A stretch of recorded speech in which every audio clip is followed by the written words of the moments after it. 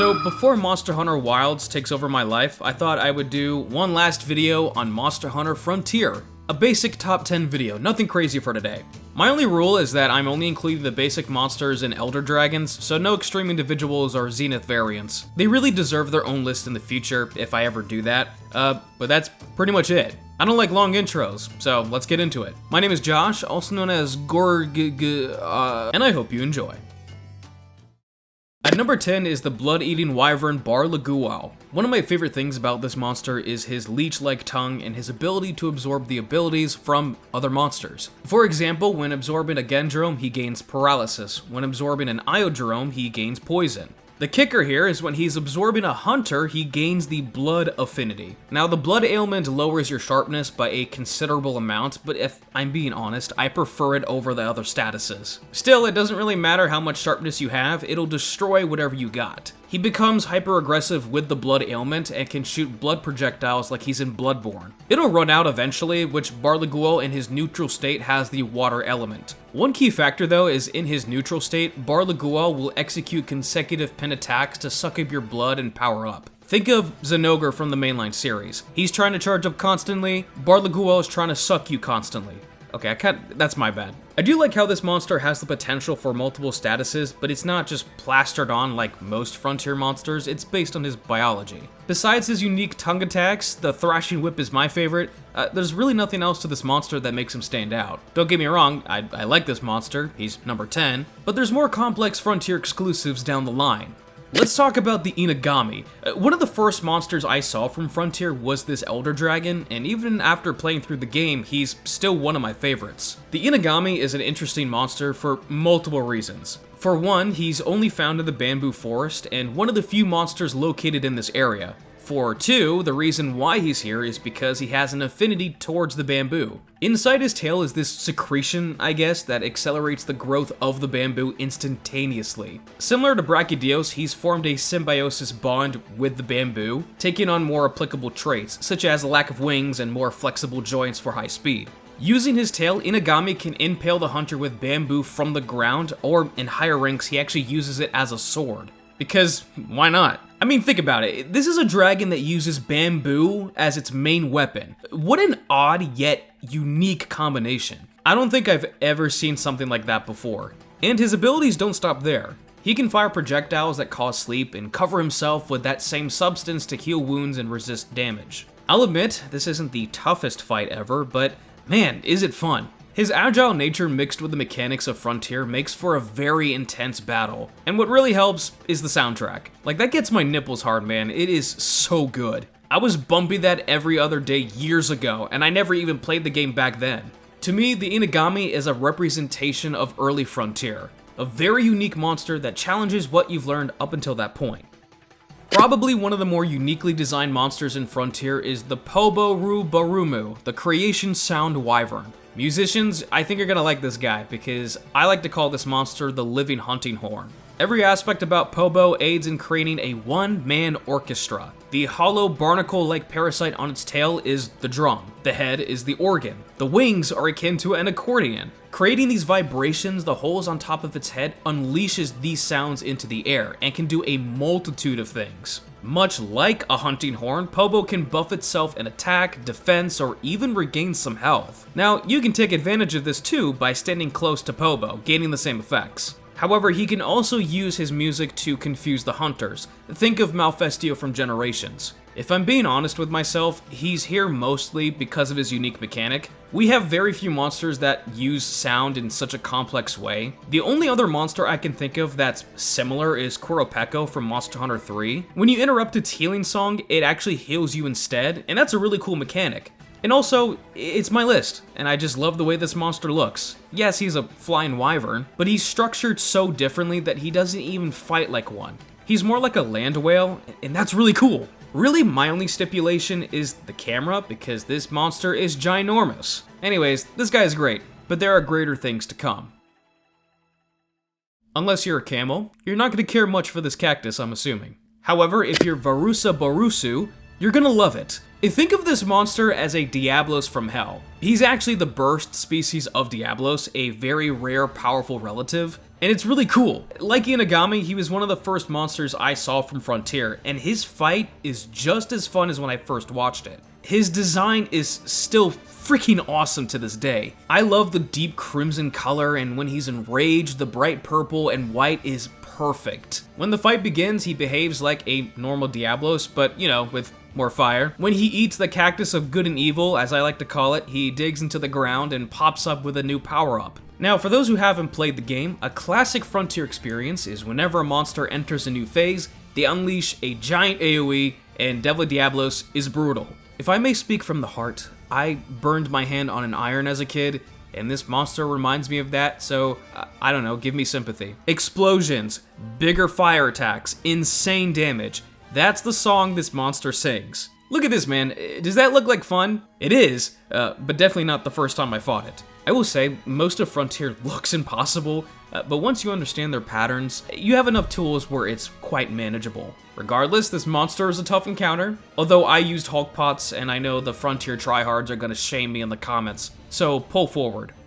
I've talked about this monster in my previous Frontier video, which, by the way, shameless plug, but Gasura Bazura is a phenomenal fight. He's a mixture of brute strength and poison. He's one of the few fights that I've mastered in my time of playing the game, which was a blast to do. At first, he relies on his poisonous attributes. He can spew gunk, create giant bubbles, or even poisonous sand pits. He fights akin to a defensive animal rather than an aggressive territorial predator. But when he's enraged, things take a turn towards the physical. Literally. He no longer uses any poison during this enraged state, rather relying on his brute strength alone. He can move the very ground with his arms, causing shockwaves and even launching players into the air for a Mortal Kombat combo. The pace of this fight completely changes, and I love that. Unlike a lot of monsters that enhance their abilities as the fight goes on, Gasura has two distinct modes that are complete contrast to one another. He can also perform a WWE slam when going back to his poison mode, which in my opinion gives him bonus points. You don't really see that many monsters that when they're de-escalating they do like a specific attack.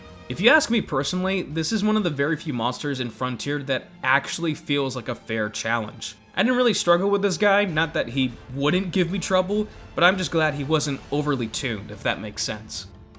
Earlier on this list, we had an Elder Dragon that can control bamboo. What about an Elder Dragon that can control liquid metal, has 6 wings, and doesn't care about personal space? I'm gonna do my best to pronounce this. Harudomerugu, the Silver Controlling Dragon. With its special orange and red organs, this Elder Dragon is capable of producing a liquid metal to enhance everything about its biology. For example, the wings.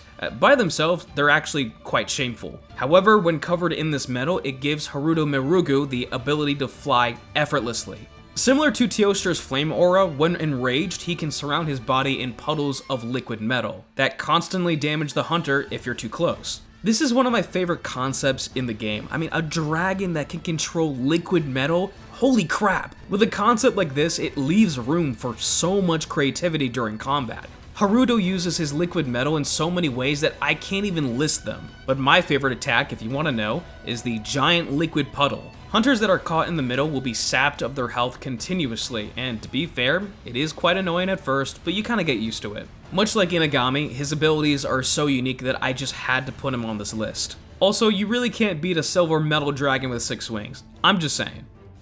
Now we're getting into the good stuff. Zenithsarisu is a flying wyvern with whip-like appendages and the ability to shoot high pressurized water that can easily split the earth. Have you guys ever seen those like water beams that can split metal? Yeah, that's pretty much this monster. Ironically, his related monsters, which I don't feel like pronouncing, are some of my least favorite fights in the game. Zenithsarisu, however, his abilities are just a grand spectacle. Call this monster the Geyser because he can create water volcanoes that are nearly impossible to dodge. I mean, that's Frontier for you. Even a little rainbow will appear after the attack, which is cute, I think. He can rip chunks from the earth and split them with his water raining down from above, shoot giant water bubbles that can split into smaller bubbles that track the hunter, and of course, giant water beams, a classic move in these games. I just love every single thing about Zenithsarisu and his attacks. It's not only visually great, but after a couple of fights, it's easy to counter. His color scheme is great too. I love darker colors, which is why I have a lot of black friends, and he's also black, so I call that a win. Shout out to my boys, by the way, not the white ones though. This is probably the one monster that I actually really can't explain as to why I love it so much. Again, forgive me if I mispronounce this, but Gorguinni, or Water Gravios. Now, a lot of people will say that this is kind of a bad fight. I'm sure those who played Frontier watching this video are like wondering why this guy is on my list. Much like Zenithsarasu, I kinda like the spectacle of this fight. I love how he fights. His biology is very intriguing to me. I don't know why, but it is. He has these exploding water rocks that he can shoot from his body, and honestly, when it comes to every single game, there's that one enemy or boss that I love without having much reason behind it. Water Gravios is that monster. I truly love this monster, and if I could choose one to represent me from Frontier, it would be this guy. Like seriously, I would buy a plushie of this monster. And again, I love his design, one of my absolute favorites. The moss overgrowing on his body and the holes used to shoot out water is so clever. He actually uses highly pressurized water to move his giant body at surprising speed, making him a deadly tank that can easily kill anyone who's not prepared. Maybe that's why I like him so much. He's a huge monster, but he doesn't move annoyingly slow like a lot of them do. He stands out in both design and battle. He's close, but you know what? Bronze medal is not so bad.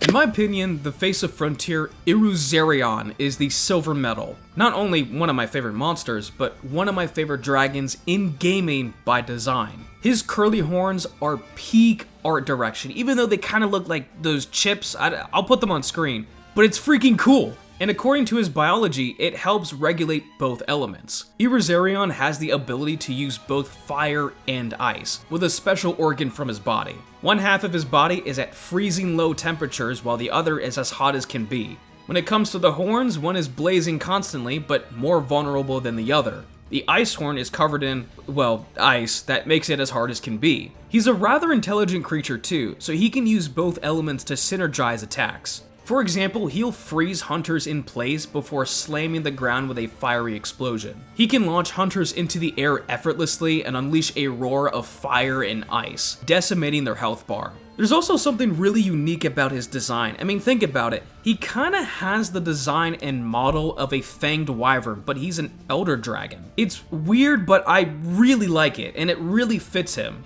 Iruzerion is definitely one of the toughest non-Zenith/extreme individual fights in the game, in my opinion. He's hyper-aggressive and deals very high damage. I think it took me a couple of tries to actually take him down for the first time. Not to mention, his theme is one of my favorites in the game. Oh, and did I mention he also has a second phase? Yeah, just imagine it with more fire and ice, basically. He has way too many attacks to cover, but I think I've shown enough footage to get the message across. Again, he is incredibly unique, and I just love the dichotomy and the juxtaposition of fire and ice. You don't see many monsters that do that.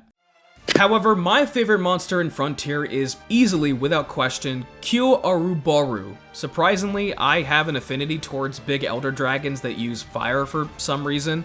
I mean, Dire Morales is still one of my favorite monsters in the franchise. And now Kyo is up there too. There's also the fact that top-heavy creatures are something I love about creature design in general. I don't really know what it is, but monsters with giant limbs that slim down towards the back or vice versa, creating this disproportionate body is really appealing to me. It sounds wrong, but it makes for an amazing design from my perspective. Giant claws up front and reindeer-like antlers that help radiate the heat from its body. Kyo-Aruboru is a biological nuke that's constantly unleashing energy from its body. Now, its horns help regulate that temperature, but its entire body is made of this dense, coal-like substance, which helps retain that heat when necessary. For my Dragon Ball Z fans out there, he's kinda like the legendary Super Saiyan where he needs to constantly release energy, otherwise it causes a burnout. Now, you can use this to your advantage in the fight, because if you do enough damage, he powers down for a bit and leaves him open.